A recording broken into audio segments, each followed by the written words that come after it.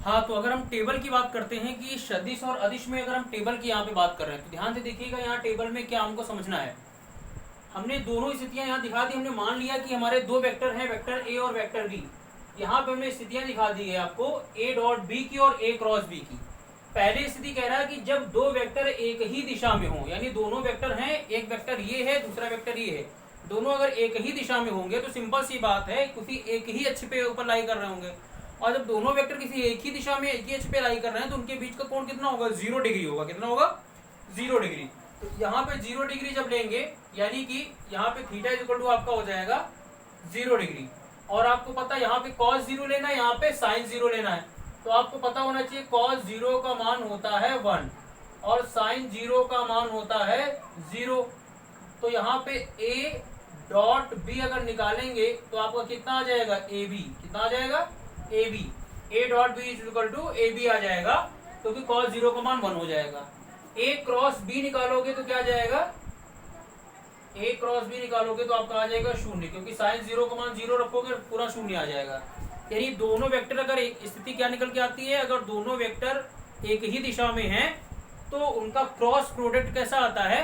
0 आता है। अब दूसरी स्थिति आती, जब दो वेक्टर विपरीत दिशा में हो। तो जब दो वेक्टर विपरीत दिशा में होंगे तो क्या होगा? जब दो वेक्टर हमारे विपरीत दिशा में है तो इनके बीच कोण बनेगा 180 डिग्री का।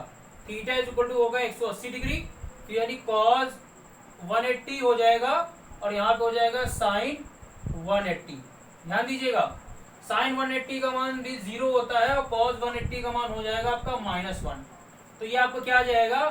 a dot B is equal to ये माइनस ए बी आ जाएगा। और ये a cross B is equal to कितना आ जाएगा? 0 ही आएगा। ये बात समझ ली यहाँ पे कि अगर दो वेक्टर परस्पर एक ही दिशा में हैं या दो वेक्टर परस्पर विपरीत दिशा में हैं तो उनका क्रॉस प्रोडक्ट जो होता है 0 आता है और डॉट प्रोडक्ट क्या होता है? उनके परिमाणों का गुणनफल ही आता है। लेकिन यदि दो वेक्टर परस्पर लंबवत हों, यानी थीटा बराबर कितना है यहाँ पे? 90 डिग्री बना रहे होंगे, तो यहाँ पे cos 90 लेंगे और cos 90 का मान होता है 0 और sin 90 का मान कितना होता है? 1। तो इस स्थिति में a dot B is equal to 0 आ जाएगा और a cross b is equal to A B आ जाएगा। इस बात को जरा ध्यान समझिएगा।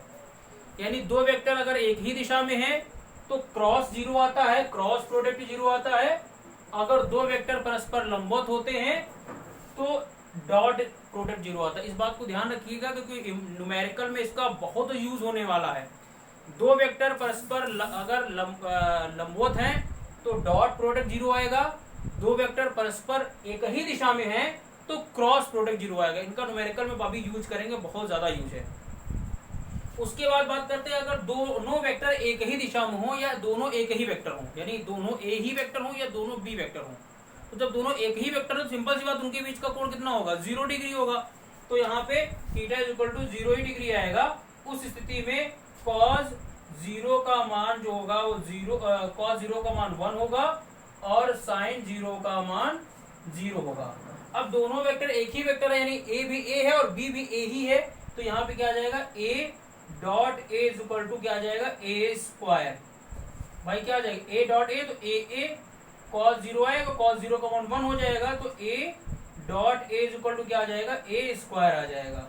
और इसमें क्या हो जाएगा? a dot a is equal to कितना हो जाएगा? आपका 0 हो जाएगा। यानी इससे एक इसका दो निकलता है, अगर आपके दो वेक्टर परस्पर समान हो तो उनका जो डॉट प्रोडक्ट आता है वो उनके परिमाण के स्क्वायर के बराबर होता है। तो ये इन स्थितियों में हमने ये सारी चीजें समझी कि इसका क्या प्रभाव पड़ता है। तो इन दो स्थितियों के बारे में इसको नोट कर लीजिएगा। ये दो स्थितियां ध्यान रखिएगा क्योंकि न्यूमेरिकल में जब भी क्वेश्चन ये आएगा तो क्वेश्चन ये आता है कि सिद्ध कीजिए दो वेक्टर परस्पर लंबवत हैं। क्वेश्चन अगर आता है सिद्ध कीजिए दो वेक्टर परस्पर लंबवत हैं, तो आप जब लंबवत प्रूफ करना होगा तो आपको उन दोनों वेक्टरों को गुणा करा दो। अगर 0 आ जाता है तो समझ लो लंबवत हैं। अगर क्वेश्चन आ जाए कि सिद्ध कीजिए कि दो वेक्टर परस्पर एक ही दिशा में, सिद्ध करना हो तो क्या करना पड़ेगा? अगर दोनों वेक्टरों का क्रॉस करा दो, अगर आंसर 0 आता है तो फिर सिद्ध हो जाएगा कि वो परस्पर लंबवत है। समझ रहे हैं मेरी बात? तो इस बात को ध्यान रखना। इसका न्यूमेरिकल अभी लगाएंगे तो न्यूमेरिकल जब सॉल्व करेंगे तो बहुत ही इंपॉर्टेंट है।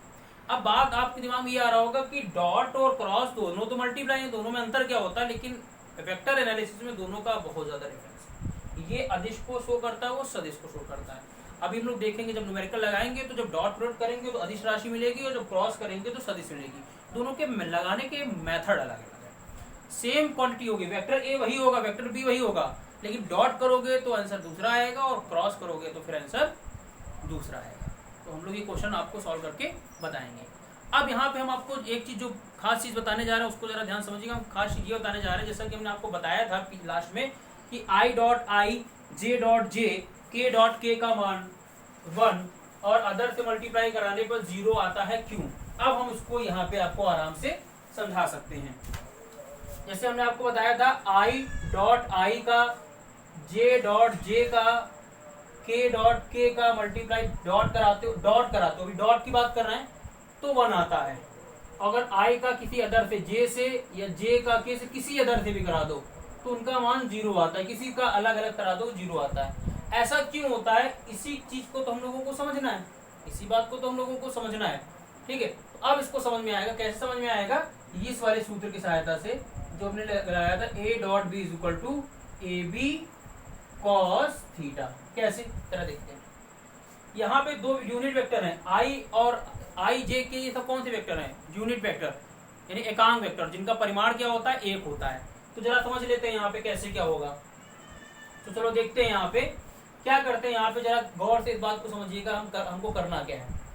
तो यहाँ पे हम क्या करेंगे, आई डॉट आई जब करेंगे इसके आधार पे तो क्या होता है, दो वेक्टरों का जब डॉट प्रोडक्ट होता है तो उनका परिमाण लिया जाता है कि नहीं लिया जाता है। और आई कैप का परिमाण क्या होगा? आई नहीं होगा। आई कैप क्या है? यूनिट वेक्टर है। तो हमने यूनिट वेक्टर की डेफिनेशन क्या बताई है?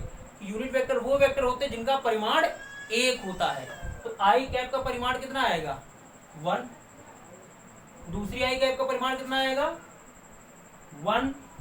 अब दोनों ही आई कैप हैं तो ध्यान से समझिएगा, एक्स एच वाई एच और जेड एच। आई एक्स पे लाई करता है, जे वाई पे और के जो होता है जेड पे। तो जब दोनों ही आई कैप है तो दोनों एक्स एच पे लाई कर रहे होंगे तो दोनों के बीच कोण कितना होगा? 0 डिग्री। और आपको पता है cos 0 का मान कितना होता है? 1। तो ये क्या आ जाएगा? आई डॉट आई का मान कितना आ गया? 1 आ गया कि नहीं आ गया? आया कि नहीं आया? इसी प्रकार से जे डॉट जे का मान भी कितना आएगा? 1 आएगा। इसी प्रकार के डॉट के का मान कितना आएगा? 1 आएगा। क्लियर हो गया?